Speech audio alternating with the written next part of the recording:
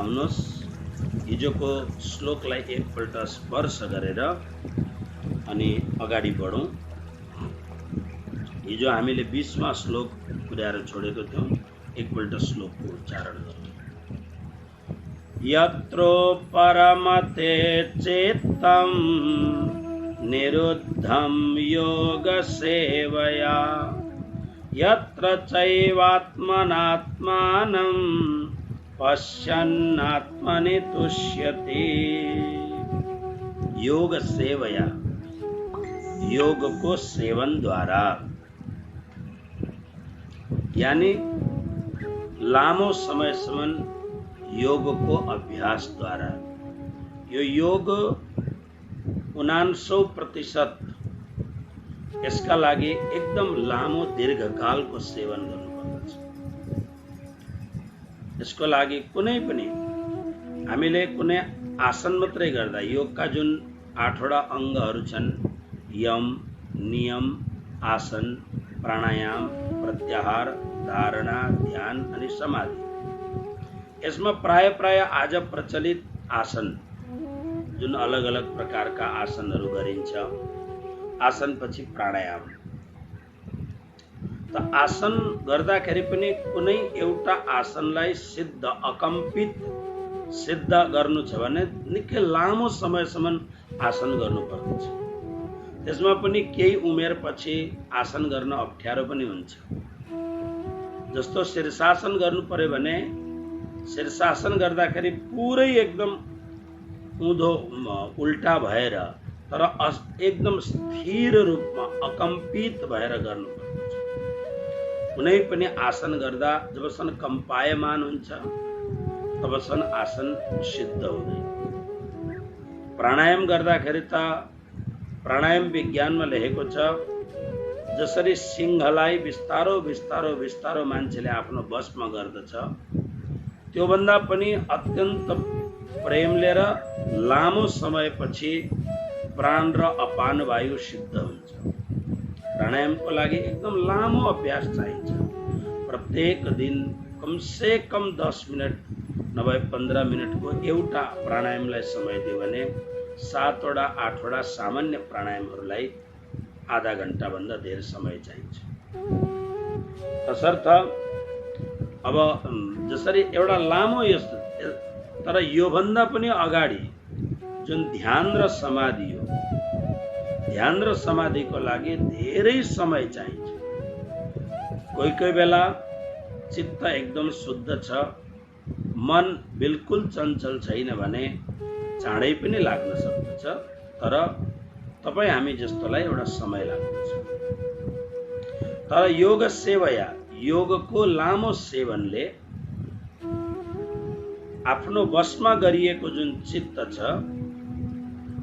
त्यो बसमा गरिए योगको लामो सेवनले चित्त बसमा भएपछि एउटा पूर्ण विरामको अवस्था प्राप्त हुन्छ। एउटा पूर्ण विराम, त्यसलाई समाधि भनिन्छ। अब कुनै पनि प्रकारको ख्वाइस छैन, कुनै पनि प्रकारको इच्छा छैन। मैले हिजो रातिको प्रवचनमा निवेदन गरिरहेथे कि इतहीं बैठे घर जागे धाम पूर्ण मनोरथ हुए सब काम। जस्तो श्री कृष्ण प्रणामी धर्म निजानन्द सम्प्रदायका 2-4वटा पारिभाषिक शब्दहरू छन्। त्यसकारणले स्थितिमा नपुगे पनि मान्छे स्वतः बोलिदिन्छ, मैले परमधाम जानु छ, म सुन्दर साथ हुँ, म ब्रह्म सृष्टि हुँ। यी पारिभाषिक शब्दहरू यी सम्प्रदायमा बार बार बोलिने शब्द हुन्। त्यसले गर्दा स्थिति यति उत्कृष्ट नभए तापनि त्यो रटिरटाए शब्द हुनाले बोलिदिन्छ।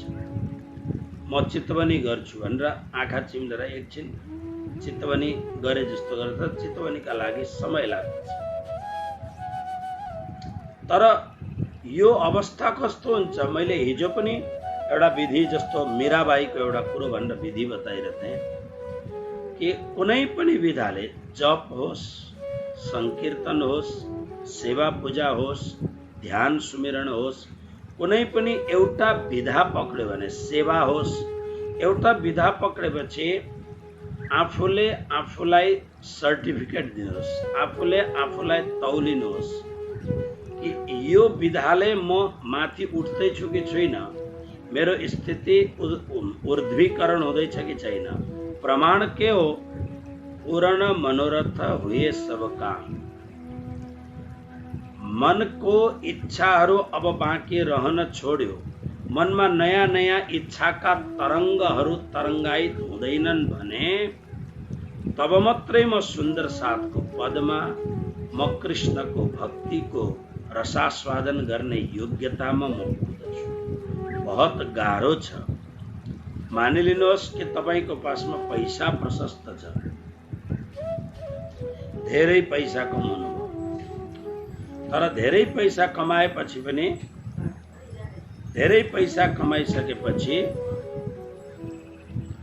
अब केही चाहिएन, तर धेरै पैसा कमाइसकेपछि पनि अन्तिममा प्रतिष्ठाको इच्छा हुन्छ।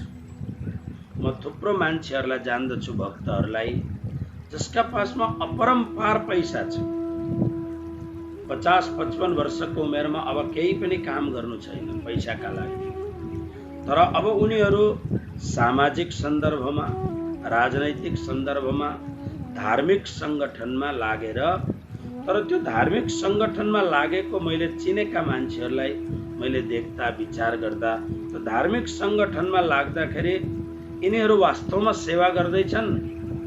यो सेवाको भाव के छ भनेर म बचपनदेखि यस परम्परामा छु, आरपार देख्न सक्दछु। हेर्दाखेरि त्यहाँ राज्यको सेवा गरौँ, सुन्दर साथको सेवा गरौँ भन्ने भावना बहुत कम्ती हुन्छ। भावना यो हुन्छ कि म ठुलोभन्दा ठुलो मान्छे, जो संसारमा नाम भएको मान्छे छ, उसको छेउमा कसरी बस्न पाउँदछु, त्यो ठुलो मान्छेले मलाई चिनेर यो मेरो मान्छे हो कसरी भनिदिन्छन्, र मेरो नाम प्रतिष्ठा होस्, चारैतिर मेरो नाम होस्। प्राणनाथजी के भन्नुहुन्छ? मार प्रतिष्ठा पैजारो। स्वामीजी भन्नुहुन्छ प्रतिष्ठालाई जुत्ताले हानेर त्यसलाई बाहिर निकाल। प्राणनाथजीको बाणी हो यो, मार प्रतिष्ठा पैजारो। जुत्ताले हानी हानिकन, जुत्ताले हिर्काइकन भित्र भएको प्रतिष्ठाको जो कामना छ त्यो कामनालाई बाहिर निकाल। यसैलाई संस्कृतमा भनिन्छ प्रतिष्ठा सुकरी विष्टा। त्यसकारणले जो माथि चढ्न चाहन्छ उसले यी सब कुरालाई पनि समाप्त पार्दै जानुपर्दछ। र बहुत सुन्दर यो 20वां श्लोकमा हामीले हिजो सुनेका थियौं, एउटा विरामको अवस्था प्राप्त हुन्छ, एउटा निष्कामको अवस्था, विराम, बस अब पुग्यो, एउटा तृप्तिको अवस्था प्रारम्भ हुन्छ। त्यसकारणले उसले जे काम गर्दछ त्यो काम गर्दा ख्वाइस केही पनि हुँदैन, कामना केही पनि हुँदैन, बस ऊ गर्दछ। उदाहरणको लागि प्रत्येक दिन सूर्य नारायण आकाशमा आउँदछन्, अनन्त कोटि कोटि जगतलाई आफ्नो दिव्य प्रकाशद्वारा अनेक प्रकारका मिनरल्स र प्रकाश दिएर अस्त हुन्छ। झरनाहरू बगिरहेका छन्, नदी सरिताहरू प्रवाहित भइरहेका छन्, अनन्त कोटि कोटिको प्यास खेत खलिहानहरू बुझाइरहेका छन्। अघि अनन्त वृक्षहरू छन्, वृक्षहरूबाट अक्सिजन आइरहेको छ, शीतलता आइरहेको छ, तर उनीहरूलाई कुनै पनि ख्वाइस छैन, कामना छैन। पंछी करे न चाकरी, पंछी करे न चाकरी, अन्तिममा छ दास मलुका कह गए सबका दाता राम। मतलब बिना इच्छा सेवा गर्ने, एउटा विराम, ख्वाइस केही पनि छैन, जस्ट गर्ने। यसमा गर्नमा पनि मजा आउँछ, आनन्द आउँदछ, किनभने कसैले मलाई धन्यवाद दियोस्, कसैले मलाई स्याबासी दियोस्, कसैले मलाई फुलमाला लगाइदियोस्, कसैले मलाई मेरो चर्चा पनि होस् भन्ने कामना भएपछि त्यो पाइएन भने दुःख लाग्दछ। कुनै पनि कामना छैन, पूर्ण विराम प्राप्त हुन्छ। जसले आफूले आफूलाई आफूमा देख्दछ, यानी जसले आफूलाई देख्न थाल्यो वो पूर्ण सन्तुष्ट हुन्छ। यसको अर्थ के हो भन्दाखेरि ध्यान गर्ने व्यक्तिले हेर्नुहोस्, अहिले हामीले आफूलाई देख्छौँ। यसको अर्थ के हो भन्दाखेरि बाहिर अर्थ होइन यसको। हाम्रो भित्र के छ, हामीले मनलाई देखेको छौँ अहिलेसम्म, हामीले हाम्रो चेतनालाई अनुभव गरेका छौँ अहिलेसम्म, हामीले आत्माको दर्शन त आजसम्म गरेकै छैन। जुन आत्माको व्याख्या उपनिषद, वेद, स्मृति, शास्त्र र प्राणनाथ वाणीमा जुन आत्माको कुरो गरेको छ, त्यो आत्माको दर्शन हामीले पाएकै छैन। भगवान श्री कृष्ण भन्नुहुन्छ, योगको उच्चतम शिखरमा पुगेपछि त्यो व्यक्तिले आफ्नो भित्र प्रवेश गरेर उसले आफूलाई देख्न थाल्दछ। के देख्न थाल्दछ? कि म एउटा सूर्य होइन, अनन्त कोटि सूर्य भन्दा पनि तेजस्वी म छु। मलाई यो संसारको कुनै पनि कुरो चाहिँदैन, किनभने म आफूमा पूर्ण सन्तुष्ट छु। र उसमा आफूमा ब्रह्मको भाव आउन थाल्दछ। ब्रह्माकार वृत्ति हुन्छ, ब्रह्म भाव उसमा आउन थाल्दछ। ब्रह्म भाव उसमा आएपछि म अजर, अमर, अविनाशी, शाश्वत, सनातन हुँ। म कहिल्यै मर्दिन, म कहिल्यै बुढो हुन्न। मलाई यो संसारको वासना होइन, मलाई त केवल उपासना चाहिन्छ। यो भावले पूर्ण विरामलाई प्राप्त गर्दछ। र अगाडि कस्तो कस्तो हुन्छ, आउनुहोस् श्लोक नम्बर 21 लाई एकपल्ट श्रवण गरौँ। सुखमात्यन्तिकं यत्तद् बुद्धिग्राह्यमतीन्द्रियं वेत्ति यत्र न चैवायं स्थितश्चलति तत्त्वतः। पदच्छेद। सुखम आत्यंतिकम यत् तत् बुद्धिग्राह्यम अतीन्द्रियम वेत्ति यत्र न च एव अयम स्थितः चलति तत्त्वतः। यत्र जुन अवस्थामा अतीन्द्रियम, हेर्नुहोस् लास्टमा शब्द छ, पहिलो लाइनको अन्तिममा बुद्धिग्राह्यम अतीन्द्रियम। अतीन्द्रियम भनेको इन्द्रिय भन्दा पर, बुद्धिग्राह्यम बुद्धिले ग्रहण गर्न योग्य, यत जुन आत्यन्तिकम सुखम वेत्ति, जुन आत्यन्तिक सुखलाई, आत्यन्तिक सुखको अर्थ हो अनलिमिटेड ह्याप्पिनेस, यानी जुन सुखलाई हामी नाप्न सक्छौँ। म यसको कुरो गर्दछु कसरी भनेर। त्यस्तो सुखलाई, त्यस्तो परम आनन्दलाई व्यक्ति माने उसले अनुभव गर्दछ। र च भनेको अनि, यत्र जुन अवस्थामा स्थित छ, योगमा आरूढ भएको छ, अयम यो योगी तत्त्वतः परमात्मा तत्त्वले न एव चलति, ऊ विचलित, परमात्मा तत्त्वदेखि अब ऊ विचलित हुँदैन। यसलाई अलिकति राम्ररी बुझ्ने प्रयत्न गरौँ। अब हामीले 10, 11, 12, 13, 14 श्लोकहरूमा ध्यान कसरी गर्ने यी सूत्रहरू हामीले सुन्यौँ। ओके, तपाईहरुले श्लोकहरू पनि याद गर्नुभयो होला। शुचौ देशे प्रतिष्ठाप्य स्थिरमासनमात्मनः नात्युच्छ्रितं नातिनीचं जैलाजन किशोत्तरं तत्रैकाग्रं मनः कृत्वा यत्र च तत्रैकाग्रं मनः कृत्वा इत्यादि जुन श्लोकहरू हजुरहरूले सुन्नुभयो, तत्रैकाग्रं मनः कृत्वा यत चित्तेन्द्रिय क्रिया उपविश्यासने युञ्जाद्योगमात्मा विशुद्धये समं काय शिरोग्रीवं धारयन् चलं स्थिर संप्रेक्ष्य नासिकाग्रं स्वं दिशश्चानवलोकयन् प्रशान्तात्मा विगतभिर् ब्रह्मचारी व्रतस्थितः स्थित मन संयम्य मच्चित्तो युक्त आसीत मत्परः। यो जुन श्लोक हामीले श्रवण गर्यौं, यसमा ध्यान कसरी गर्ने, म यी कुराहरूलाई धेरै पुनः व्याख्या गर्दिन, समय जान्छ। यसका धेरै कुरा गरिसकेका छन्। तपाईहरुलाई जहिले पनि यदि पुनः यी कुराहरू सुन्ने इच्छा छ भने फेसबुकमा त छँदैछ, तर हाम्रो प्रिय भाइ निर्मल जो अहिले अमेरिकाको मन्दिरमा बसेको छन्, उनले यी सबै फेसबुकबाट खिचेर अलिकति एडिट पनि गरेर सायद मेरो नामबाट उनले युट्युबमा हालेका छन् होला। अहिलेसम्मको प्रवचनहरू श्री 108 टहल किशोरजी महाराज यस्तो केही नामबाट, त्यसो भए चाहिँ तपाईँहरूले हमेसा सुन्न सक्नुहुन्छ। धेरै कुराहरू भनिसकेका छन् कि ठाउँ कस्तो पवित्र हुनुपर्दछ, के ओछ्याउनु पर्दछ, कस्तो ठाउँमा बस्नु पर्दछ, बसेपछि अनि शरीरलाई कसरी उगर्ने, ग्रीवालाई कसरी उगर्ने, प्राणहरूलाई कसरी संयमित गर्ने, मनलाई कस्तो राख्ने, बुद्धिलाई कसरी राख्ने, यी सब कुराहरू हामीले सुनिसकेका छौँ। तर यी सबै गरिसके उपरान्त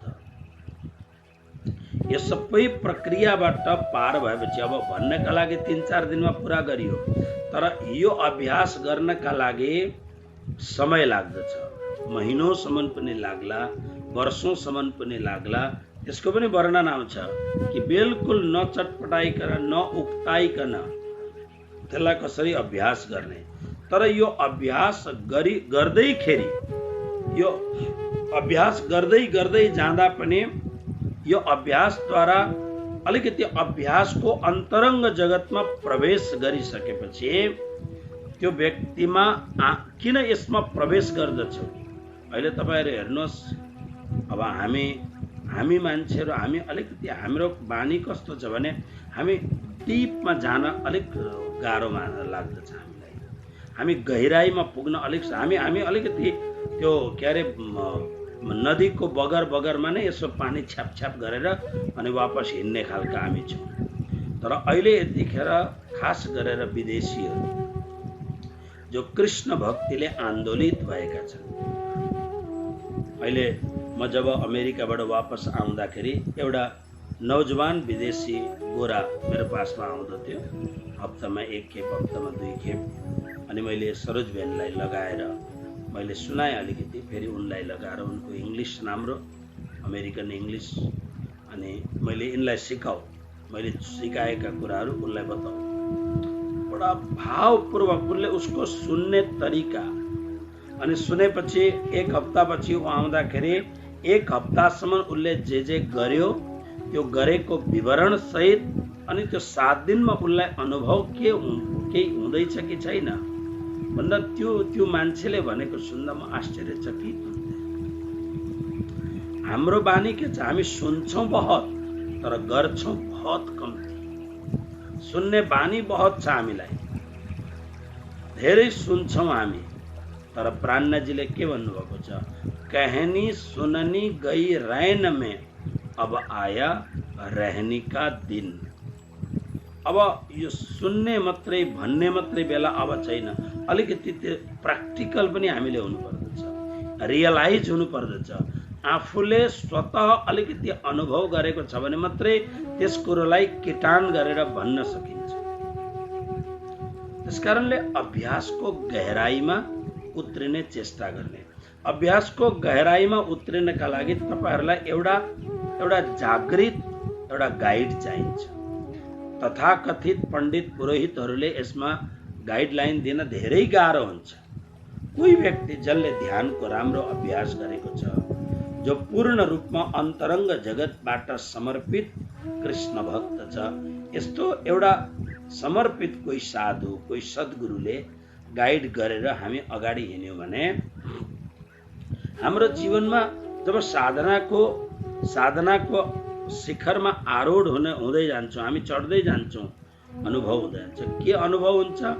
20वां श्लोकबाट हामीले 2टा कुरो चाल पायौँ। एउटा, विराम लाग्दै जान्छ, यानी हाम्रो भित्र जुन अतिशय इगरनेस छ, अतिशय काममा इच्छाहरू प्रबल भएर यो पनि चाहियो, यो पनि चाहियो, यो पनि चाहियो, इच्छाहरू आफूले जबरदस्ती त्यसलाई कन्ट्रोल गर्नुभन्दा हामी अभ्यास गर्न थालेपछि भित्रबाट इच्छाहरूमा अलिकति ब्रेक लाग्न थाल्दछ। नै ठिक छ, मेरो पासमा यति वस्त्र छ, अब मलाई अहिले वस्त्र चाहिएको छैन, मेरा पासमा यति गहना छ, यो सामग्रीहरू छ, अब मलाई धेरै चाहिएको छैन। एउटा यो त मैले एउटा साधारण कुरो हजुरहरूलाई भने, यानि यस्तै प्रकारले इन्द्रियहरूले मागेका विषयहरूमा एक खालको स्टपनेस, एक खालको रुकावट नै, यी भित्रका यी अनेक मागहरूलाई लिएर मैले बस्दाखेरि त म भगवानलाई पनि मागि नै रहन्छु। यहाँ त माग समाप्त हुनु छ, माग पुरा हुनु छ। त्यसकारणले अभ्यास गर्न थाल्दै जाँदाखेरि एउटा हृदयमा एउटा कुरो हुन्छ, विराम आउँछ। नै बस म मेरोमा सन्तुष्ट छु, म मेरोमा ठिक छु, मलाई परमात्माले जे दिनुभएको छ, मानिलिनुहोस् एउटा गृहस्थ जीवन, खास गरेर मेरा श्रोताहरू प्राय सबै गृहस्थ हुनुहुन्छ, तसर्थ एउटा गृहस्थ जीवनमा परमात्माले जोसँग साथी बनाइदिनु भयो, परमात्माको कृपाले त्यो साथीसँग जस्तो खालको गार्हस्थ जीवन छ, दुवैजनाले पुरुषार्थ गरेर त्यो गार्हस्थ जीवनमा जे पनि उपलब्ध हुन्छ, बस त्यो उपलब्धिमा विराम लाग्नु नै। बस मलाई अरूबाट बाहिरबाट मलाई केही पनि चाहिँदैन, म मेरो दायरामा म ठिक छु। बस मैले भनेका कुराहरूमा धेरै लामो प्रकारले विचार गर्नुहोला।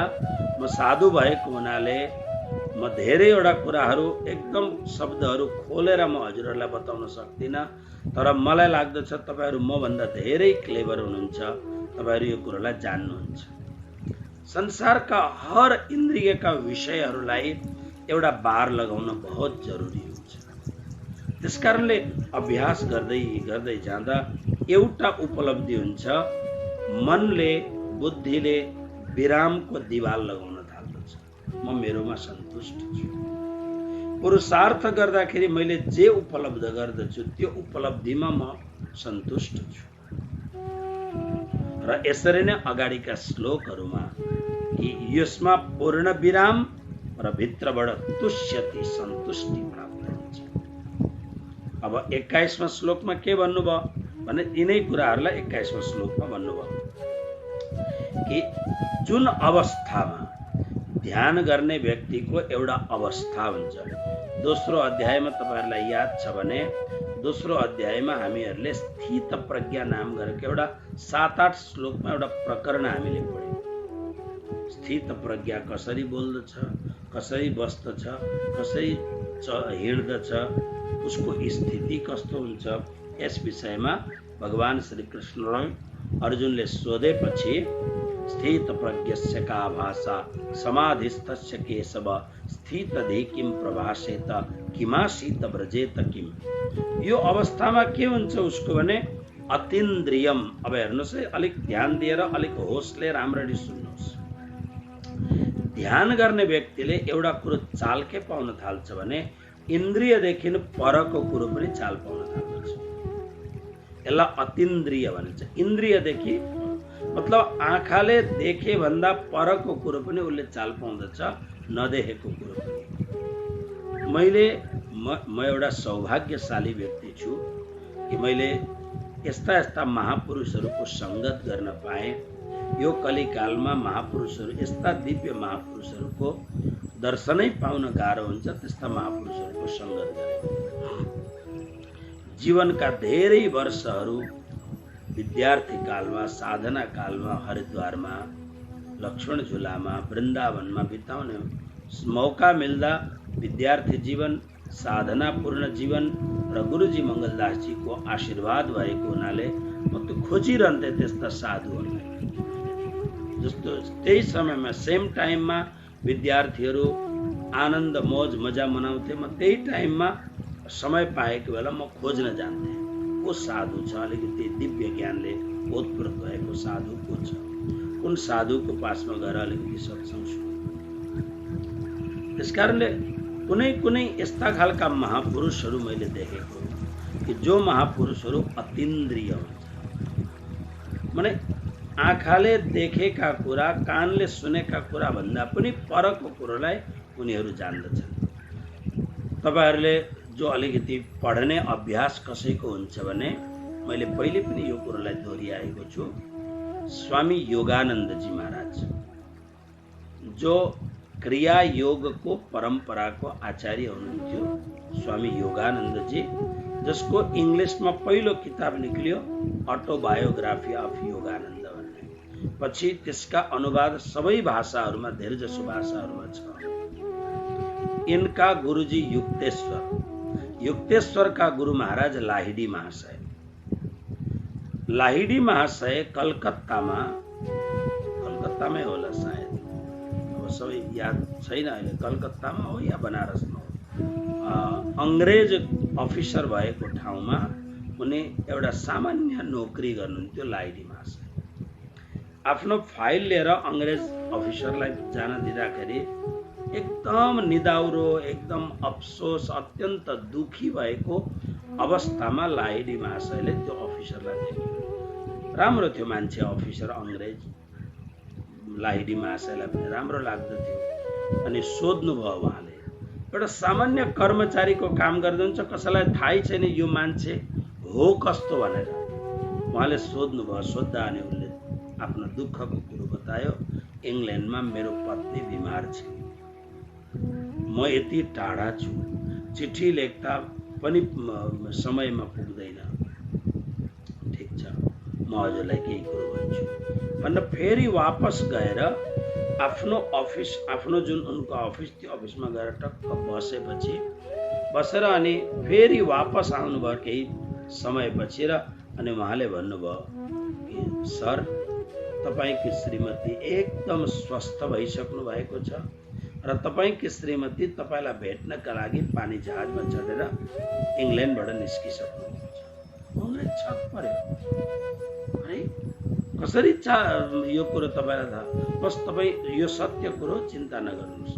लाहिडी महाशय आफ्नो कमरामा बसेर चट्ट आँखा चिम्लेपछि अतीन्द्रिय शक्तिले, माने बसेका छन् उनी यो रुममा, तर उनको जुन आफ्नो मनलाई, आफ्नो चेतनालाई उनले प्रखर बनाएर अनि त्यो आफ्नो शक्तिले चेतनालाई त्यो उनको पत्नी भएको ठाउँमा पुर्याएर सबै कुरो हेरेर अनि सबै कुरो चाल पाएर उनी वापस आए।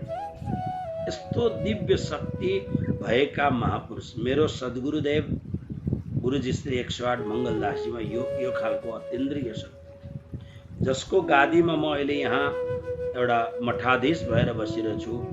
मेरो गादीको गादीपति जो परमहंस महाराज श्री हुनुहुन्थ्यो, परमहंस महाराज श्रीमा त्यस्तो खालको अपूर्व अद्वितीय शक्ति, धेरै ठुलठुला उहाँका त यति चमत्कारका गाथाहरू छन् यहाँनेरि कि परमहंस महाराजजीको गाथाको कुरो गरे भने महिनौ जान्छ। त्यस्तो अलौकिक व्यक्ति परमहंस महाराजजी हुनुहुन्थ्यो। यस्ता महापुरुषहरूमा हरिद्वार बस्दा यस्ता साधु सन्तका पासमा मलाई अलिकति अनुभव भएको यो। र त्यसकारणले अतीन्द्रियको अर्थ हो इन्द्रिय भन्दा पर पुग्नु। ध्यानमा बसेर दुई तीनवटा कुरो हुन्छ। हाम्रो जीवनमा बाट कम्ती भन्दा कम्ती दोष हुन थाले भने, यानी दोष कम भएपछि हामी माझिन थाल्छौँ, हामी भित्रबाट माझिन थाल्छौँ, हामी शुद्ध हुन थाल्छौँ। ओके, बस यही कुरो जान्नु छ। हामी जति बाहिर निस्किन्छौँ त्यति हामी फोहोर बटुल्छौँ। हामी जति हामी बाहिर निस्किन्छौँ त्यति हामी, जस्तो बार बार न्युज सुन्नुहोस्। मैले अस्ति एउटा सानो क्लिप सुने कि तपाईहरु कोशिश गर्नुहोस् कोभिड-19 को न्युज कम से कम नसुन्नुहोस्, बिल्कुल नसुन्नुहोस्। कसैलाई जान्ने इच्छा छ अलिकति सुन्नु, नभएदेखि जरुरत छैन। किनभने जति धेर सुन्नुहुन्छ तपाईको भित्र त्यति डर प्रवेश गर्दै जान्छ। मलाई ठीक लाग्यो। न्युज पेपर पढ्नुहोस्, यति फोहोर कुराहरू हुन्छन् त्यहाँनेरि। ओके, तपाई टेलिभिजन हेर्नुहोस्, टेलिभिजनमा 80% भन्दा धेर फोहोर कुराहरू हुन्छ। मतलब जति तपाई बाहिर निस्किनुहुन्छ तपाईका इन्द्रियहरूले फोहोर बोकेर तपाईको भित्र ल्याएर हाल्दिन्छ, फोहोर ल्याएर हाल्दिन्छ। अब साफ गर्नु त तरिकै थाहा छैन, अरू फोहोर, अरू मैला, अरू कचडा, अरू धेरै ल्याएर भित्र हालिदिएपछि हामी त एउटा डस्टबिन जस्तो हुन्छौँ। हामी फोहोर मैला फ्याँक्ने हाम्रो ढ्वाङ जस्तो हामी हुन्छौँ। अनि कसरी हामी ध्यानको उत्तुङ्ग शिखरमा पुग्न सक्छौँ? कसरी भक्तिको रसले हामी भक्तिको रसको माधुर्यलाई पान गर्न सक्छौँ? त्यसकारणले यो बडा वास्तविक कुरो हो कि व्यक्ति जब एकाग्र हुँदै जान्छ, जति बाहिरबाट अलिक कम भएर तपाईहरुलाई यो सुन्दाखेरि अप्ठ्यारो लाग्दछ कि गुरु महाराजलाई त अब के छ र, साधु मान्छे, उनको छोराछोरी छैनन्, पत्नी परिवार छैनन्, कुल कुटुम्ब छैनन्। अलिकति गहिरो गरी हेर्नुहोस्, तपाईहरुको परिवार भन्दा मेरो परिवार धेरै ठुलो छ। मेरो परिवार नेपालमा छ, मेरो परिवार काठमाडौँमा। किनभने एक ठाउँ भागवत गरेर निस्केपछि त्यहाँनेरि हुन त सबै मेरो परिवार हो, तर त्यसमा 2-4 जना यस्ता भक्तहरू निस्किन्छन् जसले मलाई पक्रिन थाल्छन्। यो मेरो गुरुदेव हुनुहुन्छ। म गुरुदेवको चरण जीवनभरि छोड्दिन। म गुरुदेवसँग अब जीवनभरि संलग्न भएर बस्दछु। 2-4 जना त्यहाँ भक्तहरू। त्यसरी नै अब 30 वर्ष भयो म यो फिल्डमा हिँडेको, आत्मापूर्वक चित्तपूर्वक कृष्ण भक्तिको रसलाई प्रचार गर्न थालेको 30 भन्दा धेर वर्ष भयो। ठुलो एउटा परिवार छ। म मेरो कौडिन्य गोत्रको मसँग ब्लड रिलेसन भएकोलाई त म परिवारै मान्दिनँ। जबदेखि मैले यो कासाय रातो वस्त्र लगाएँ, मैले लगभग परिवार मान्न छोडेको छु। अब झन भन्दा झन मैले छोड्दै आउँदैछु। मेरो परिवार भनेको तपाईहरु धेरै ठुलो परिवार छ। अनि यो ठुलो परिवारमा कोही अलिकति नजदिक छ, कोही अरू नजदिक छ, कोही अरू नजदिक छ। तर अब कोही भक्तहरू कोही बेला कोही याद हुन्छन्, कोही बेला कोही याद हुन्छन्। परिवार त धेरै ठुलो छ, तर धेरै ठुलो परिवार भए तापनि, व्यस्ततम जीवन भए तापनि अस्तव्यस्त हुनु हुँदैन। र मात्रै यी कुराहरू हाम्रो भित्र आत्मसात हो। अतीन्द्रियम एउटा दिव्य शक्ति हो कि यो कुरोलाई हामी जान्दछौँ। इन्द्रिय भन्दा परको कुरोलाई पनि एउटा योगीले जान्न सक्दछ। इन्द्रियदेखि पर के? बुद्धिग्राह्यम, बुद्धिबाट प्राप्त गर्ने। कस्तो बुद्धिबाट भन्दा शुद्ध भएको बुद्धिबाट। सामान्य बुद्धि चलाक मान्छेहरू, मान्छे बहुत चलाक छ। यति चलाक मान्छे छ कि म त कोही बेला बहुत चलाक मान्छेहरूसँग फेला पर्दछु। अब आफू सिधा साधा मान्छे चलाक मान्छेसँग भेटघाट हुँदा म छक पर्छु। यति चतुर, यति जानकार, यति चलाक मान्छेहरू छन्। तर योगमा निष्ठित भएको व्यक्ति बुद्धिग्राह्यम, यो कस्तो बुद्धि भन्दा जसको बुद्धि धेरै अनुष्ठानहरू गरेर, धेरै जप, धेरै व्रत, धेरै चिन्तन गरेर जसको बुद्धि शुद्ध भएको छ, यस्तो शुद्ध बुद्धिद्वारा ग्रहण गर्ने योग्य के भन्दा आत्यन्तिकम सुखम वेत्ति, परम सुखलाई, अनन्त सुखलाई उनले अनुभव गर्दछ। कसले अनुभव? त्यो परम सुख हामीमै छ। स्वामी विवेकानंद भन्नुहुन्थ्यो, तुम्हारे अंदर अमृत का कुंड है, ढक्कन खोलो और अपने भीतर रहे हुए अमृत कुंड में से भर भर के अंजलि, भर भर के अमृत का रसपान करो। यही कुरो यहाँ छ। तर कसले भन्दा जो इन्द्रियबाट पर अनि शुद्ध भएको बुद्धिद्वारा मात्र त्यो ग्रहण गर्न, त्यो हाम्रो भित्र भएको परम सुखलाई अनुभव कसले गर्दछ? कोही बेला ध्यान गर्दाखेरि आनन्द आउँछ कि आउँदैन? कोही बेला ध्यान लाग्यो भने, ध्यान लाग्यो भने आनन्द आउँछ नि। झलास ध्यान लाग्दाखेरि त्यो आनन्द, कति आनन्द, त्यो कति आनन्द, त्यो आनन्दको पारावार छैन। एक क्षण मात्र पनि यदि ध्यान लाग्यो भने अद्भुत आनन्द। अहिले हामी प्रवचनको सिलसिलामा बसेका छौँ, यही बेला पनि ध्यान लाग्न सक्छ तपाईलाई। एक क्लिक हुँदा त्यो एक क्लिकको जुन सुख छ, त्यो सुखानुभूति, त्यो भित्र जुन त्यो सुखको अनुभव हामीलाई हुन्छ, त्यो अनुभव अपरम्पार अनुभव हुन्छ। एक एक क्षण मात्रको सुख। अब यो क्षण मात्रको अलिकति मिनेटबाट घण्टा हुन थाल्यो भने कति सुख हुन्छ। त्यसैलाई भगवान श्री कृष्णले यहाँ भन्नुभयो आत्यन्तिकम सुखम, परम सुख, परम आनन्द। अब अलिकति भन्नुपर्दा म यहाँ अलिकति ठिक त छैन, तर पनि म भन्छु, भन्नै पर्छ यो कुरो। ध्यानबाट जुन सुख प्राप्त हुन्छ त्यो कस्तो सुख हुन्छ अरे भने, एउटा नौजवान गृहस्थी पति र पत्नी दुवैले अन्तरङ्ग जीवनमा जुन आनन्दको परम अनुभव गर्दछन्, ध्यानमा त्यो आनन्द भन्दा 1,00,000 गुना ज्यादा आनन्दको प्राप्ति ध्यानमा हुन्छ अरे। आनन्द त्यही नै हो, त्यस्तै खालको आनन्द छ, तर त्यो आनन्द, त्यो परम आनन्द, त्यो अलौकिक आनन्द, उसलाई कसैको जरुरत पर्दैन, ऊ आफू बसेको हुन्छ। त्यो बस्दाखेरि उसको भित्रबाट जुन आनन्दको झरना बग्न थाल्दछ, त्यसैलाई भगवानले भन्नुहुन्छ आत्यन्तिकम सुख। त्यो परम सुखलाई उसले अनुभव गर्दछ। अनि जुन स्थितिमा ऊ स्थित हुन्छ, यो परम सुखको अनुभव गर्न थालिसकेपछि यो खालको जुन स्थितिमा, यो खालको आसनमा, यो खालको अवस्थामा पुगेको व्यक्ति संसारको कुनै पनि आबोहवाले, संसारको कुनै पनि आदि व्याधिले विचलित हुँदैन। कुरो बुझ्नुभयो? एकपल्ट त्यो ध्यानमा बसेर ध्यानको सुखको अनुभव भएपछि, अच्छा अब ध्यानको सुखको अनुभव भनेको के हो भन्दा, मन जब विचलित हुँदैन, मन चञ्चल हुँदैन, मन एकाग्र भयो, तीबाट आनन्द सुरु हुन्छ।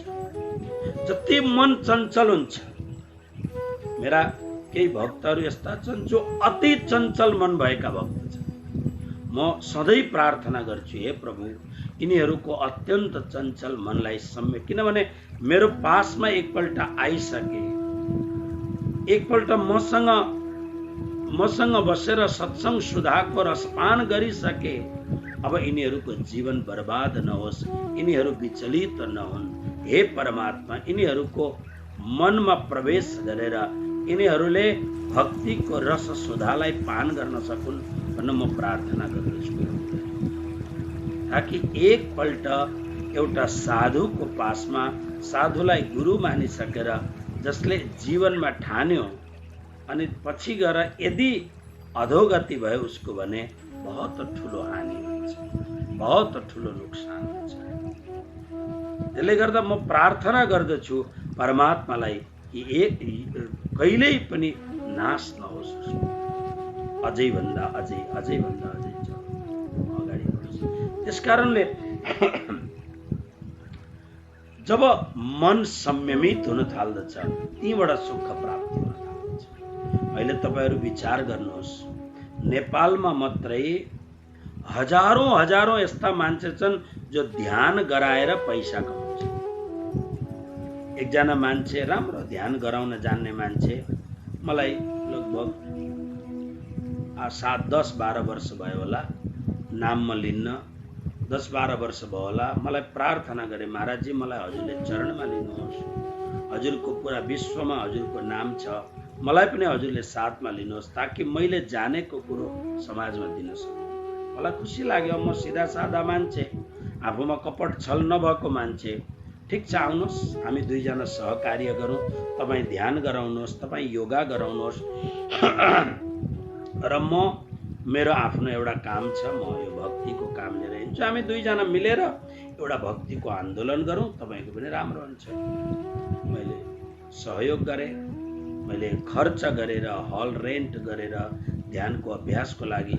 तर बिस्तारो बिस्तारो चलाख मान्छे ध्यान त गरायो, तर बिस्तारो बिस्तारो आफू डेभलप हुनका लागि बिस्तारो बिस्तारो हामीले चलाएको जुन हाम्रो राधाकृष्ण सेवा संस्थाबाट चलाएको जुन प्रक्रिया थियो त्यसलाई काट्न थालेछन् बिस्तारै बिस्तारै। त्यो अस्ति हाम्रो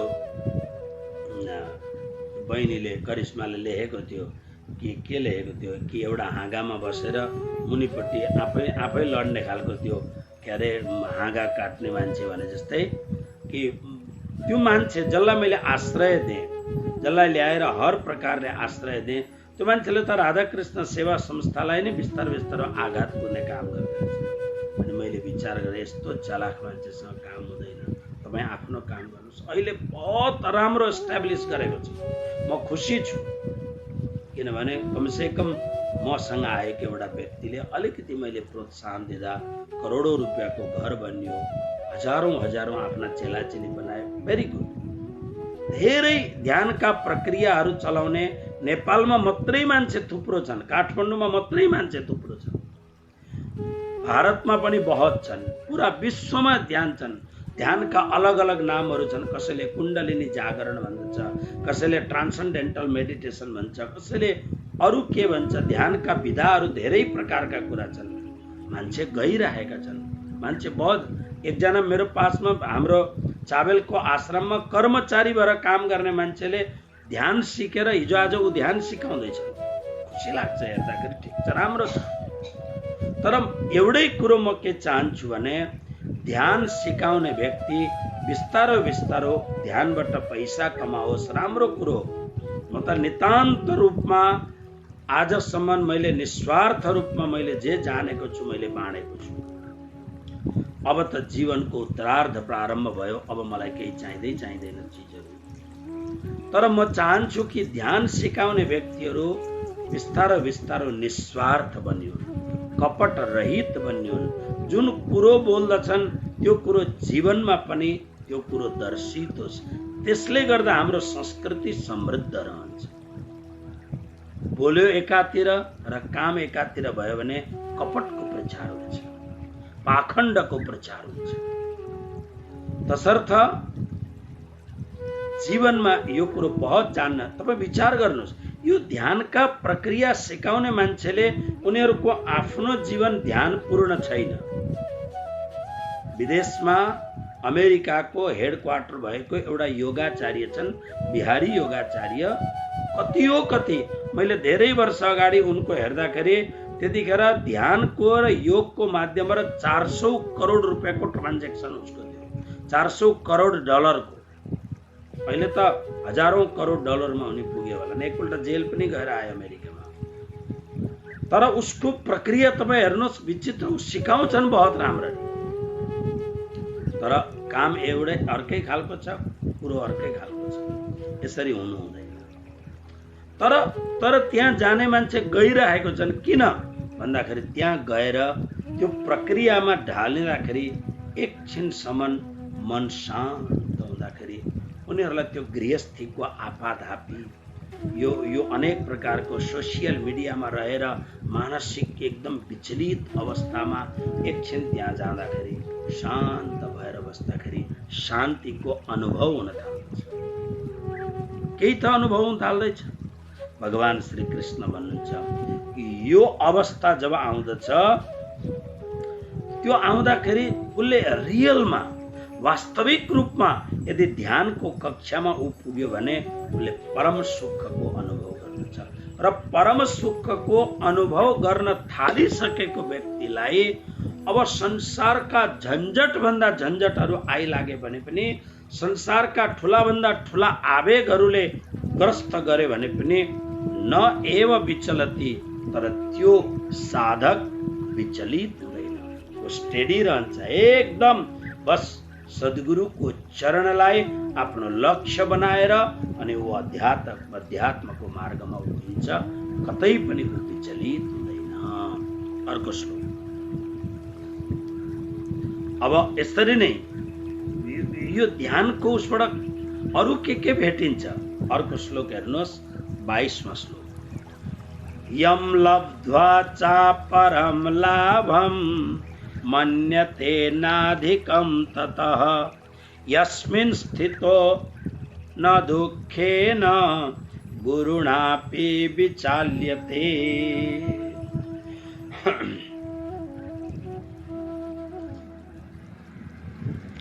उसले आफूलाई देख्न सक्दछ अनि उसले आफूलाई जान्न सक्दछ, परम सुखको आस्वादन गर्न थाल्दछ र कुनै पनि प्रकारले विचलित हुँदैन। तर यहाँ पदच्छेद, यम लब्ध्वा च अपरम लाभम मन्यते न अधिकम ततः यस्मिन् स्थितः न दुःखेन गुरुणा अपि विचाल्यते। के भन्नुहुन्छ? अर्को लाभ के छ? ध्यान बढाइहेर्नुहोस्। यम जुन लाभम लाभलाई लब्धा प्राप्त गरेर ततः त्योभन्दा अधिकम अधिक अपरम अर्को नमन्यते, अर्को लाभ उसले केही पनि त्योभन्दा अधिक लाभ केही पनि मान्दैन। यस्मिन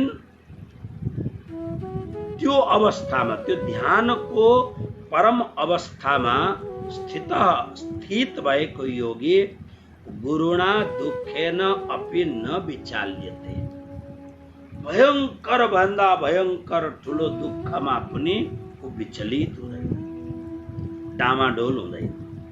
अर्को लाभ हेर्नुभयो नि के भन्दै हुनुहुन्छ भन्दा, यम लाभम जुन लाभलाई प्राप्त गरेर, कुन लाभलाई भन्दा पहिलो लाभ त हामीले गीता पढ्ने सौभाग्य प्राप्त गर्यौं, यो एउटा ठुलो लाभ। किनभने आयो भने अब पानी त अब झरझर एकदम प्योर भन्दा प्योर प्राकृतिक परम शुद्ध जल बर्सिरहेको छ, तर त्यहाँ पुगेर पिउनु त पर्यो। पिएर भित्र घुट पिएपछि न त्यो पानीको मिठास, त्यो पानीको शीतलताले हाम्रो तृषा, हाम्रो प्यास बुझ्दछ, पिउनु त पर्यो। र पहिलो लाभ भनेको हामी बसेर भगवान श्री कृष्णको यो परम महिमा मण्डित दिव्य ग्रन्थको रसास्वादन गर्ने हामीमा भित्र विचार आउँदैछ, यो ठुलो लाभ हो। त्यसकारणले म बार बार तपाईहरुलाई भन्छु, कोशिश गर्नुहोस् 11 देखि 12 1 घण्टाको समय दक्षिणाको रूपमा गुरुजीलाई दिनुहोस्।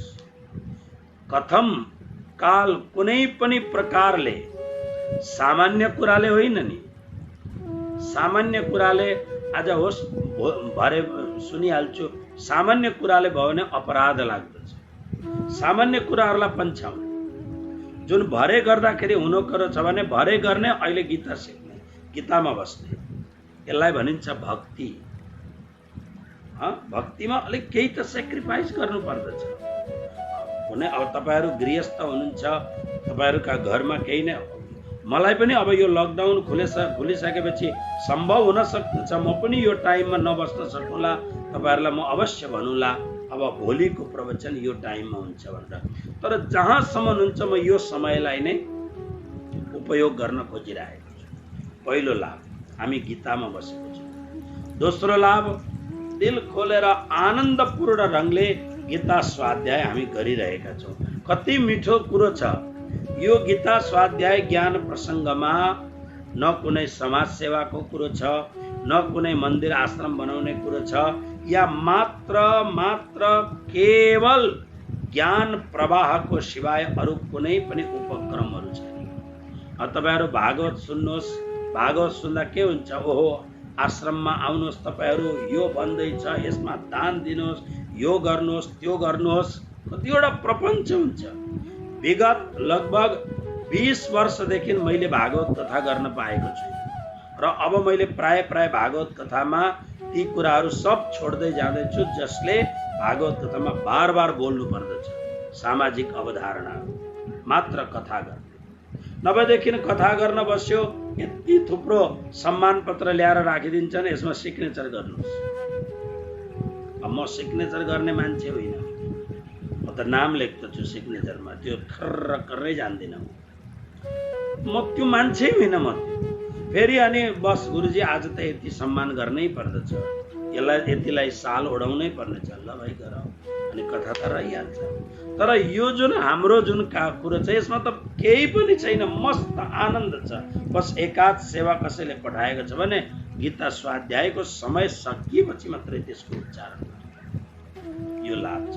अब यो लाभबाट मलाई धेरै भक्तहरूले मेसेन्जरमा लेख्दै हुनुहुन्छ, गुरु महाराज जहिलेदेखि गीता श्रवण गर्ने मौका पाएको छौँ, हाम्रो जीवनमा, हाम्रो सोचमा, हाम्रो व्यवहारमा, हाम्रो खानपानमा, हाम्रो जीवनको शैलीमा फरक आउँदैछ। बस मैले त सब कुरो पाएँ, तपाईँहरूले यति लेखिदिएपछि बहुत आनन्द हुन्छ। जब तपाईँहरूले यति लेखिदिनुहुन्छ, हाम्रो जीवनको शैली बदलिँदैछ, हाम्रो जीवनका उपक्रमहरू बदलिँदैछन्, सोच बदलिँदैछ, हाम्रो जीवनका आयामहरू हाम्रा बदलिँदैछन्। यही त गीताको सबभन्दा ठुलो कुरो हो।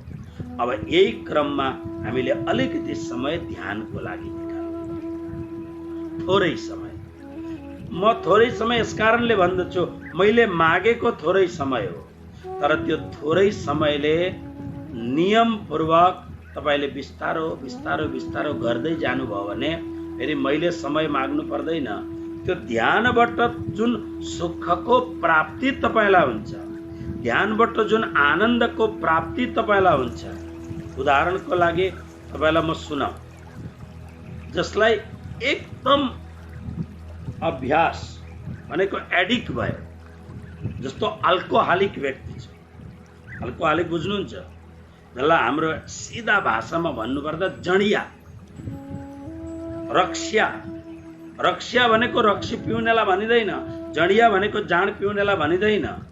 रक्सियाको अर्थ के हो भने त्यो रक्सी बिना जो मान्छे बाँच्न सक्दैन, उसलाई चाहिन्छै चाहिन्छ, 24 घण्टा उसलाई नसा चाहिन्छ।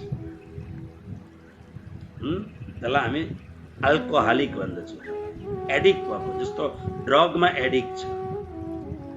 त्यसरी नै हिजो आज सोसियल मिडियामा हामी एडिक्ट भएका छौँ। म भएको थिएँ, म फेसबुक चलाउँदै चलाउँदै गर्दाखेरि त हो, यो गीताभन्दा पहिले म पनि निकै समय फेसबुकमा बिताउन थालिसकेको थिएँ। कसले कसले कमेन्ट गर्यो, कसले कसले के गर्यो, हिजो आज हेर्न पनि भ्याउन कम थाले। किनभने एक त अब लकडाउन खुल्यो, आश्रममा बिस्तारै बिस्तारै मान्छेहरू आउन थाले, भक्तहरू आउन थाले, उनीहरूसँग अलिकति समय बिताउनु पर्छ। त्यसमा फेरि ध्यान यो राख्नु पर्यो, कोही कोरोनाको संक्रमण लिएर त कोही आएको छैन, यो पनि ध्यान राख्नु पर्दछ। धेरैवटा कुरा छन्। गुरु पूर्णिमा सामने आएको छ, गुरु पूर्णिमामा सम्पूर्ण लकडाउन गरेको छ, तैपनि कोही न कोही त आउँछन्। मन्दिरमा प्रसादहरूको व्यवस्था इत्यादि, होइन, धेरैवटा कुरो हुन्छ। र बिस्तारो बिस्तारो धेरैवटा कुरोहरू अब मेरो स्मृति पटलबाट कम हुँदै जाँदैछ। अब स्मृति पटलमा त्यो आउँदछ जसले गुरुजी प्रणाम, म गीता सुन्दाखेरि मैले यो कुरो आरती दर्शन गर्दा उनीहरूलाई जवाब म दिन सक्छु।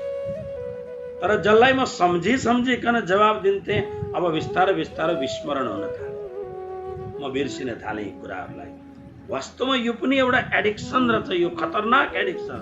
सुरेन्द्र सर यसमा सुन्दै हुनुहुन्छ, रघुचन्द्र सर सुन्दै हुनुहुन्छ, आज हाम्रो सेवा समितिको सञ्जेलजी पनि कृपा गरेर आज हाम्रो गीता स्वाध्यायको पटलमा आउनु भएको छ। मेरा अरू श्रोताहरू जनार्दन मल्ल, प्रभा मल्ल, शारदा दिदी, करिश्मा, सुरेन्द्र सर, भुवन दिदी, तपाईँहरू त सबजना, विष्णुजी बुटवलबाट, तपाईँहरू त निरन्तर जो 100-200 जना श्रोताहरू त हुँदै हुनुहुन्छ, तपाईँहरू जो निरन्तर हुनुहुन्छ। यसले गर्दा यो म एकदम रियल भन्दैछु, झन्नै झन्नै म पनि सोसियल मिडियामा एडिक्सन हुन आँटिसक्यो। यो खतरनाक कुरो रहेछ यो त। अब म यो फेसबुक ट्याक्कै मेटाइदिउँ भने तपाईँहरूसँग म फेरि साक्षात्कार हुन सक्दिनँ। यो माया छ मलाई, तपाईँहरूप्रतिको लोभ छ मलाई। कमसेकम म देशमा आउन नपाए पनि यहीँबाट हजुरहरूको दर्शन गर्ने मौका पाउँदैछु, हजुरहरूसँग दुईटा ज्ञान गुणका कुरा गर्ने मौका पाउँदैछु। त्यसले गर्दा अब छ त्यो, तर यो एडिक्सन हो एउटा। म हेर्दैछु, म मेरा चेला चेलीहरूमा पनि यो सोसियल मिडियाको यो खतरनाक ड्रगले आच्छन्न बनाएको म देख्दैछु। यो एडिक्सन छ। बस हो, यस्तै तरिकाले ध्यानमा बस्न थालेपछि ध्यानले पनि तपाईलाई एडिक्ट बनाइदिन्छ। मतलब यसले नुकसान केही गर्दैन, यसले नुकसान केही गर्दैन। यसले के गर्दछ भने तपाईको भित्र वास्तविक आनन्दको स्थितिमा तपाईलाई पुर्याउन थाल्दछ। नचाहिने फाल्तु कुराबाट तपाईहरुलाई बिस्तारै बिस्तारै निकाल्दै जान्छ यसले। संसारका नचाहिने जुन कुराहरुमा हामी एडिक्सन छौं, दुई तीनवटा कुरामा मान्छे अतिशय आसक्त हुन्छ, जसलाई हाम्रो नेपालीमा भन्दा लम्पट भन्दछौँ। कुनै कुनै मान्छे अतिशय विषयासक्त हुन्छ, तुलसीदास जस्तो अतिशय विषयासक्त हुन्छ। विषय जति जरुरत छ त्यति मात्रै उपयोग गर्ने, जसलाई जरुरत छैन उसले उपयोग नगर्ने। जस्तो म जस्तो मान्छेलाई विषयको जरुरत छैन, तर जसलाई छ तर त्यसमा अतिशय लागु नहुने। नेपाली शब्द लागु बहुत सुन्दर शब्द छ। सबै कुरोको सीमा बनाउने। दिनभरि एउटा मान्छे खाएको खाइ गर्यो भने त्यो मान्छे पेट फाट्छ कि फाट्दैन? त्यो मान्छे हरेक कुरोमा योग, योगका दुईटा अर्थ हो, संयम र त्यसमा एकदम त्यसको अनुभव गर्ने। र भगवान श्री कृष्ण भन्नुहुन्छ यम लाभम, जुन लाभ उसले प्राप्त गर्यो, जुन लाभ, के लाभ उसले प्राप्त गर्यो भन्दा मैले सबै श्रृङ्खलाबद्ध ल्याएँ नि। ल्याएपछि अब ध्यान गर्न थालेपछि 15 मिनट मात्रै ध्यान समय दिनुहोस्। ध्यानमा बिस्तारो बिस्तारो बिस्तारो बिस्तारो त्यो ध्यानमा तपाईँ संलग्न हुन थाल्नुहुन्छ। ध्यानको रस बिस्तारो बिस्तारो आउन थाल्छ, ध्यानको रस। अनि 15 मिनट ध्यानको रस आउन थालेपछि त अनि बहुत गजब हुन्छ। परम ध्यान योगीहरूले भन्दछन् सपना पनि बन्द हुन थाल्दछ। त्यही सपना आउँदछ जो योगी चाहन्छ। सपनामा पनि, सपनाको संसारमा उ जाँदैन, त्यही कुरा आउँदछ जो उ चाहन्छ। यसको मतलब के भने पिण्डका हर चीजहरू र प्रकृतिका हर चीजहरू बिस्तारो बिस्तारो उसका हातमा आउन थाल्छ। अनि उसको भित्रबाट एक खालको परम आनन्दको अनुभव उसलाई हुन थाल्दछ।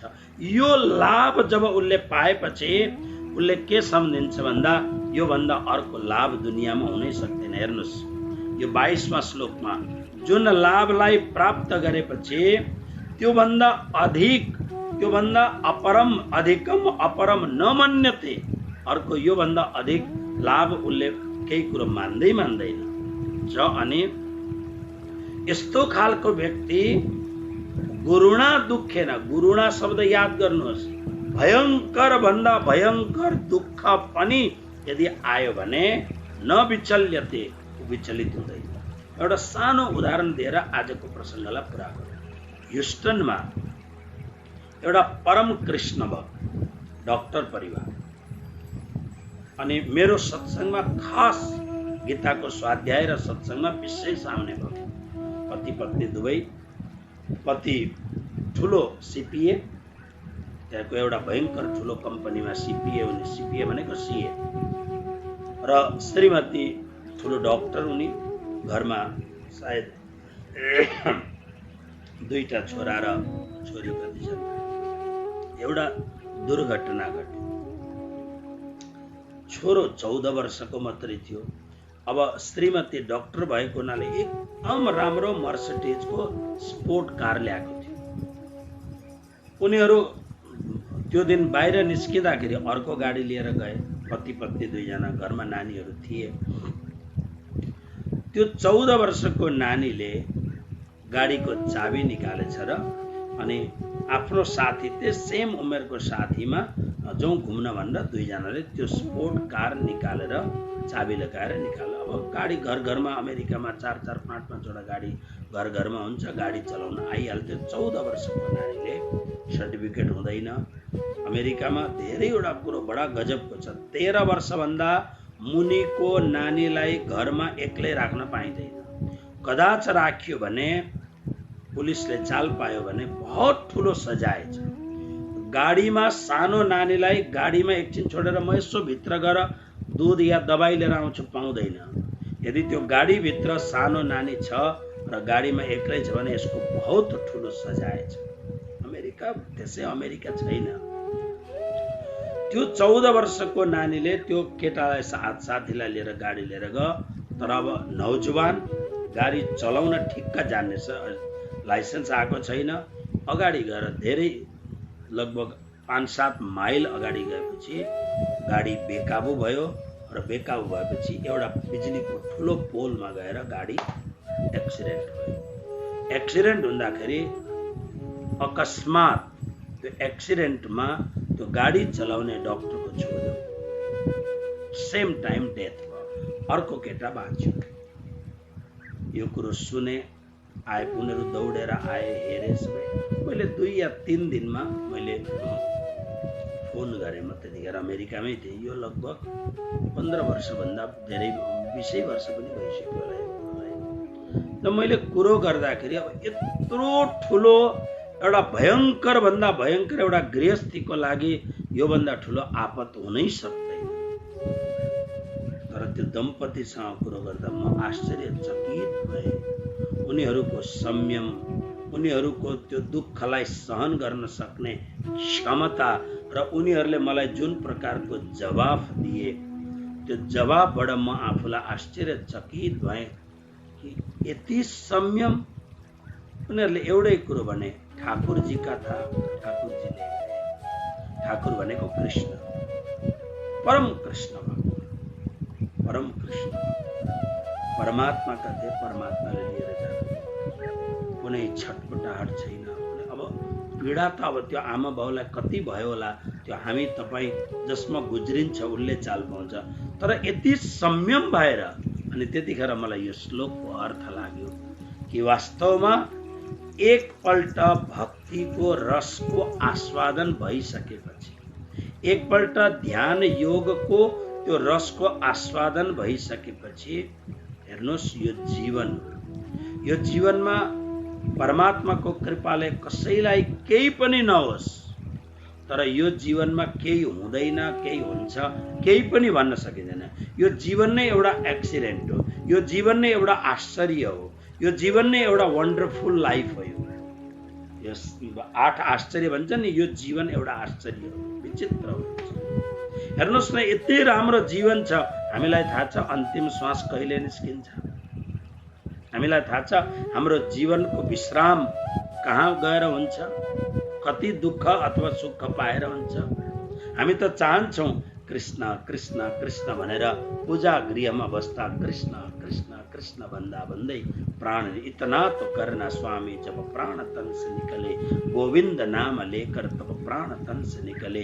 श्री गंगा जी का तट हो, यमुना का बंसी बट हो, मेरा सांवरा निकट हो, तब प्राण तन से निकले। चाहन्छौँ हामी, तर यस्तो हुन सक्छ सक्दैन कहिले के हामी थोडी चाहन सक्छौँ। तर यो एउटा बहुत ठुलो कुरो हो।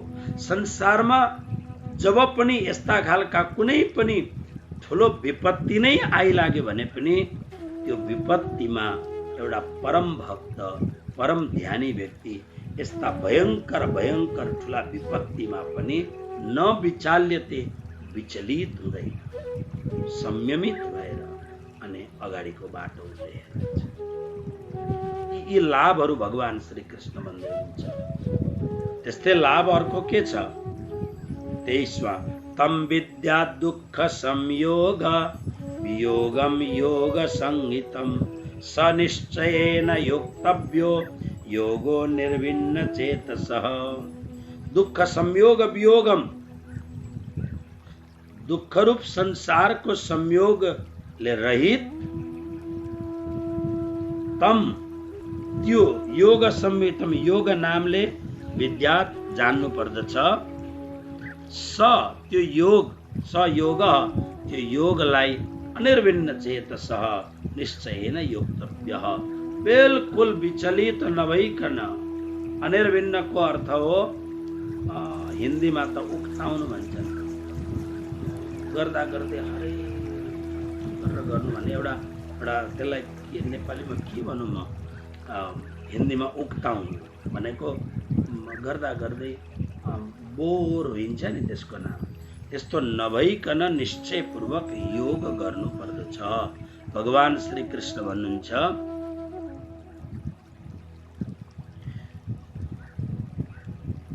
भगवान श्री कृष्ण हुनुहुन्छ यो दुःख रूपी संसारको संयोगले रहित भएको यस्तो यो परम योग जसमा सबै कुरो सबै प्रकारको समस्याको समाधान छ, यस्तो खालको योगलाई, यति राम्रो कुरोलाई बिल्कुल हो त्यही शब्दमा होली त्यो शब्दलाई खोजेर अनि भन्छु म हजुरहरूलाई बिल्कुल एकदम अनिर्विन्न चेतसः भनेको आज गरेर होस् आज नगर्नुहोस् यो गर्दाखेरि बडा अप्ठ्यारो हुँदो रहेछ, यस्तो होइन। स्फूर्तिपूर्वक इच्छापूर्वक एउटा मनमा उत्साहपूर्वक अनिर्विन्न चेतसा उत्साहपूर्वक निरन्तर यो कुरोलाई गरिरहने, निरन्तर गरिरहँदाखेरि लामो समयमा यसबाट धेरै ठुल्ठुला उपलब्धिहरू हामीलाई हासिल हुन सक्दछन्। हेर्नुहोस् भगवत गीतामा त्यो संसारका सामान्य जुन सिद्धिहरू हुन्छन् नि, म बीचबीचमा सिद्धिहरूको कुरो गर्दछु, कसैले यस्तो निकाल्यो, कसैले यस्तो कुरो जान्यो, कसैले यस्तो, यी कुरालाई गीतामा बिल्कुल महत्त्व दिँदैनन्। यहाँ सबैभन्दा ठुलो सिद्धि हो आफूले आफूलाई जानेर त्यो परम आनन्दलाई प्राप्ति गर्नु, त्यो सबैभन्दा ठुलो सिद्धि। त्यसले गर्दाखेरि त्यसै कारणले मलाई आश्चर्य लाग्दछ, तपाईँहरू धेरैले जान्नुहुन्छ पुट्टपर्थीका जो सत्य साई बाबा हुनुहुन्थ्यो, म एकपल्ट वहाँ गएर दर्शन पनि गरेको थिएँ। मैले देखेँ अन्तिम अवस्थामा पुट्टपर्थीमा अन्तिम अवस्था, त्यसको पछि लगभग धेरै दिन उहाँले संसार छोडिदिइहाल्नु भयो। अन्तिम अवस्थामा एउटा चेलाको मुखबाट पुरा भागवत कथा बसेर सुन्नुभयो सत्य साई बाबाले। म आश्चर्यचकित भएँ। सारा दुनियाँ जसलाई भगवान मान्दछ, सारा दुनियाँ, पूरा नेपाल, पूरा सिक्किम, पूरा यो के अरे डुवर्स, नेपालीको भाषै ती हुन्थ्यो। सारा विश्वबाट दशौं हजार मान्छे प्रत्येक दिन जसको दर्शनका लागि, एउटा जीवित मान्छेको दर्शनको लागि मान्छेहरू जान्छ। हामी जस्तो साधु पनि जहाँ गएर एउटा साधुको यस्तो विश्वमा पराक्रम गर्ने साधुको दर्शन गरौँ, गएँ, दर्शन गरेँ। मेरा अरू साथीहरू पनि ठुल्ठुला महात्माहरू जानुभएको थियो, मसँग जानु पर्दछ। कोही कोही बेला यस्ता महापुरुषहरू आउँछन् संसारमा। तर मलाई आश्चर्य लाग्यो, म एक दिन टेलिभिजन खोलेर हेर्दाखेरि पुरा आनन्दले एकदम योगनिष्ठ भएर त्यो चेलाले भागवत कथा गरेर कृष्णको गुणगान गाइरहेको छ। बाबा मस्त बसेर कृष्णको गुणगान सुन्दै हुनुहुन्छ। किन होला? उहाँ एउटा योगी भएको हुनाले, उहाँलाई थाहा थियो एउटा सिद्ध योगी भएको हुनाले अब मेरो मर्ने बेला आयो, अब मैले शरीर छोड्नु पर्दछ। जीवनभरि मैले अरूलाई देखाएँ, तर अब मैले पनि देख्नु पर्दछ। किन? मैले यो आत्मालाई छोडेर जानुपर्ने जहाँ छ, अब उसँग मैले सम्बन्ध मजबुत बनाउनु पर्छ। यो मूल पावर हाउसमा मैले गएर जोडिनु पर्छ। सबैको अन्तिम पावर हाउस त श्री कृष्ण नै हुनुहुन्छ। लक्ष्मी प्रसादले भनेको छ नि, अन्तिममा त केवल कृष्ण हुनुहुन्छ। बस योबाट विचलित मैले हुनुहुँदैन। अन्तिम समयमा जीवनभरि सारा विश्वलाई उपदेश, आदेश, सन्देश दिने व्यक्तिले, विश्वभरिका व्यक्तिलाई अनेक अनेक प्रकारका सिद्धिहरूद्वारा मन्त्रमुग्ध गर्ने व्यक्ति अन्तिममा कृष्ण कथा किन सुन्छ? यो बडा विचारणीय कुरो छ। साई भक्तहरूले यसलाई विचार गर्नुहोस्। त्यसकारणले भगवत गीतामा योगको अर्थ कुनै सांसारिक सिद्धिको उपलब्धिका लागि होइन। सांसारिक सिद्धिहरूलाई त केही पनि मान्दैन। भगवान भन्नुहुन्छ आफूले आफूलाई प्राप्त गरेर परम सुखको अनुभूति गर्नु छ, यो सबभन्दा ठुलो उपलब्धि। भोलि फेरि यस्तै खालका भगवानले जुन नयाँ नयाँ कुराहरू गर्नुभएको छ, जस्तै कठिनाइबाट पनि विचलित हुँदैन, यस्तो खालको पुरुषार्थ उसमा आउँदछ। त्यसकारणले यस्ता यस्ता दिव्य कुराहरू भगवत गीताको यो 6औं अध्यायमा छ। म भोलि फेरि श्लोकमा नयाँ नयाँ अनुभव लिएर हजुरहरूका साथमा भगवान श्री कृष्णको यो दिव्य प्रसाद बाँड्नका लागि म उपस्थित हुनेछु। बस आज यही नै यी कुराहरूलाई राखेर अब भगवत गीताको यो पावन प्रसङ्गलाई पूरा गर्दै जय जयकारको साथमा आजको कार्यक्रमलाई पूरा गरौँ। कृष्ण कन्हैया लाल की जय।